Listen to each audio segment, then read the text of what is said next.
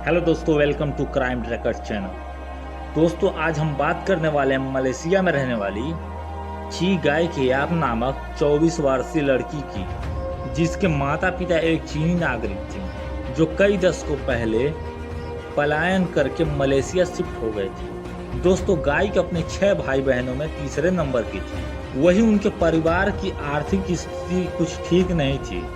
हालांकि गाय के अपने सभी भाई बहनों में काफी बुद्धिमान थी। वो स्कूल में हमेशा टॉप आती, जिसके कारण उसे यूनिवर्सिटी ऑफ उत्तरा मलेशिया में एडमिशन मिल गया। अब गाय समेत उसके पूरे परिवार को ये उम्मीद थी कि हमारी गाय अपने पूरे परिवार का नाम रोशन करेगी और हमें गरीबी से बाहर निकालेगी। दोस्तों, गाय की अपनी पढ़ाई पर काफी ज्यादा फोकस करती थी। वहीं घर का खर्चा चलाने के लिए गाय के पिता एक कारपेंटर का काम करते थे, जिससे उनकी जीविका चलती थी। वहीं लगभग 4 साल बाद गाय ने और एक मार्केटिंग कंपनी में काम करने लगी। दोस्तों, लगभग 4 महीने हुए थे उस मार्केटिंग कंपनी में काम करते हुए। वहीं वो जर्मनी की एक मार्केटिंग कंपनी में काम करने के लिए जाने वाली थी कि उसके साथ कुछ बहुत बड़ी अनहोनी हुई। दोस्तों, बात है 14 जनवरी 2006 की। गाय अपने घर से थोड़ी दूर अपनी छोटी बहन के साथ जॉगिंग कर रही थी। उस समय शाम के 6 बज रहे थे। वही जॉगिंग करते समय गाय थोड़ी तेज दौड़ने लगी, जिसके वजह से गाय की छोटी बहन चून पीछे रह गई और एक समय बाद गाय अपनी बहन की आंख से ओझल हो गई। और फिर सहरिल नामक इस शख्स ने गाय को अपने कार में जबरदस्ती बैठा लिया और वहां से गायब हो गया। वहीं इधर गाय की छोटी बहन चून अपनी बहन को इधर उधर ढूंढ रही थी। तभी उसे एहसास हुआ कि लगता है गाय कुछ जल्दी ही घर पर पहुंच गई होगी, क्योंकि वो तो बहुत तेज दौड़ रही थी। दोस्तों, गाय की छोटी बहन जैसे ही घर पे पहुंची, वो अपनी बहन के बारे में अपने घर वालों से पूछने लगी कि गाय के अपने घर आई कि नहीं। वहीं घर वालों ने कहा कि वो तो तुम्हारे साथ गई थी। ये सुन गाय की छोटी बहन ने कहा कि लगता है वो कहीं चली गई क्या। दोस्तों, गाय के परिवार वालों ने उसी रात पुलिस स्टेशन में गाय की गुमशुदगी की रिपोर्ट दर्ज करवाई और फिर पुलिस गाय को ढूंढने लगी। हालांकि पुलिस को कहीं भी गाय नजर नहीं आई। वहीं दोस्तों, सहरिल ने गाय के साथ यौन संबंध बनाए और फिर उसकी गला दबाकर हत्या कर दी।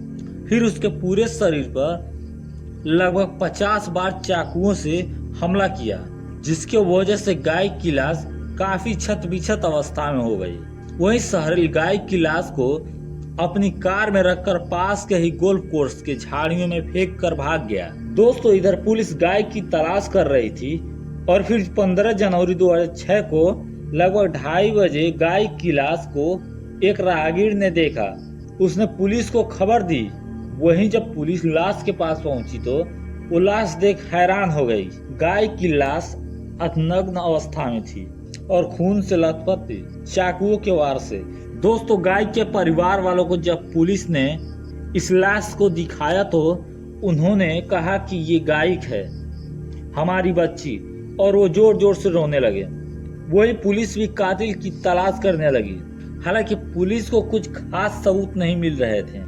इधर गाय के पूरे परिवार की तरफ से काफी प्रेशर दिया जा रहा था कि वो कातिल को ढूंढें। फिर गाय की केस को रॉयल मलेशिया पुलिस ने अपने अंडर में लिया और जांच करने लगी, जिसके बाद पुलिस ने 12 संदिग्धों को गिरफ्तार करने में सफल रही। दोस्तों, इसमें सहरिल भी शामिल था, क्योंकि उस समय कुछ लोगों ने सहरिल को उस पार्क में देखा था अपनी गाड़ी के साथ। हालांकि रॉयल पुलिस ने उन्हें सबूत के अभाव में छोड़ दिया और उन पर नजर रखने लगी। दोस्तों, मैं आपको बता दूं, सहरिल के पिता एक बहुत बड़े बिजनेसमैन थे। वहीं सहरिल एक बड़ा कार डीलर था।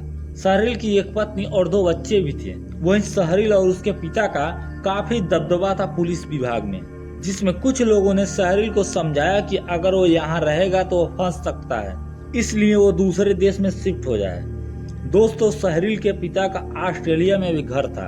हालांकि सहरिल ने सोचा कि पुलिस उसका कुछ नहीं बिगाड़ सकती, वो सबको पैसे खिला देगा और मामला शांत हो जाएगा। हालांकि हुआ ऐसा ही। पुलिस गाय के केस को ठंडे बस्ते में डालकर आराम करने लगी। वही गाय के माता पिता अपनी बेटी को न्याय दिलाने के लिए वो बड़े से बड़े राजनेताओं वकीलों के चक्कर लगाने लगे, जिसके वजह से ये मामला थोड़ा मीडिया में आने लगा और मजबूरन पुलिस को 2009 में उन 12 संदिग्धों के डीएनए सैंपल लेने लगी, जिस वजह से सहरील पहली बार डर गया।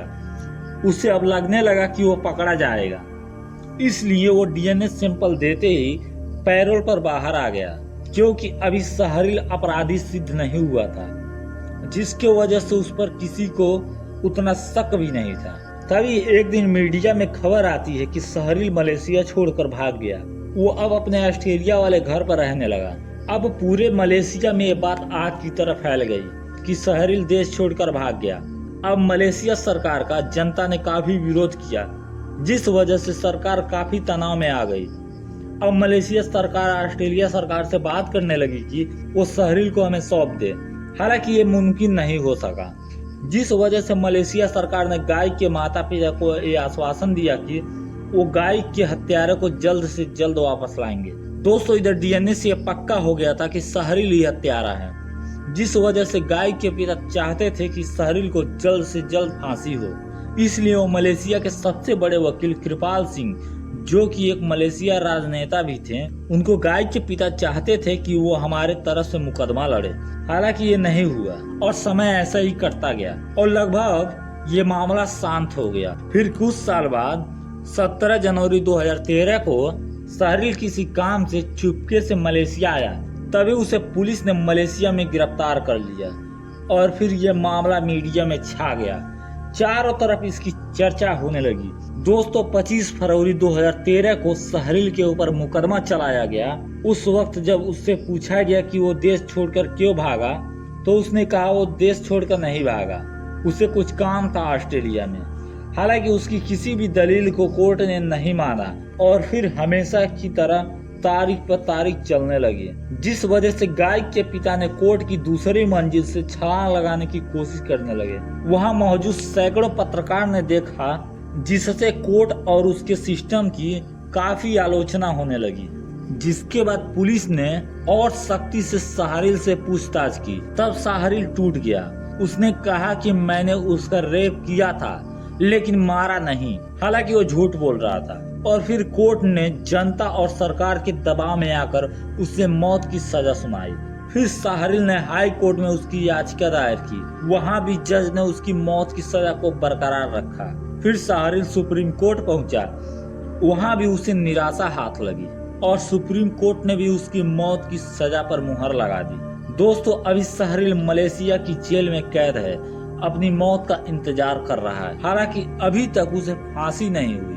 दोस्तों, दुनिया के लगभग ज्यादातर देशों में पैसे वालों की ही सरकार सुनती है, गरीबों की कोई नहीं सुनता। वहीं गरीब न्याय पाने के लिए अपनी पूरी जिंदगी खत्म कर लेता है, लेकिन कानून उसे न्याय नहीं दिलाता। आखिर क्या फायदा है ऐसे कानून का। आशा करता हूँ दोस्तों आपको ये सच्ची कहानी पसंद आई होगी, और अगर हमारी मेहनत आपको पसंद आई हो तो हमारे क्राइम ट्रैकर चैनल को लाइक करें, सब्सक्राइब करें। ऐसी ही सच्ची कहानी देखने के लिए धन्यवाद। जय हिंद, वंदे मातरम।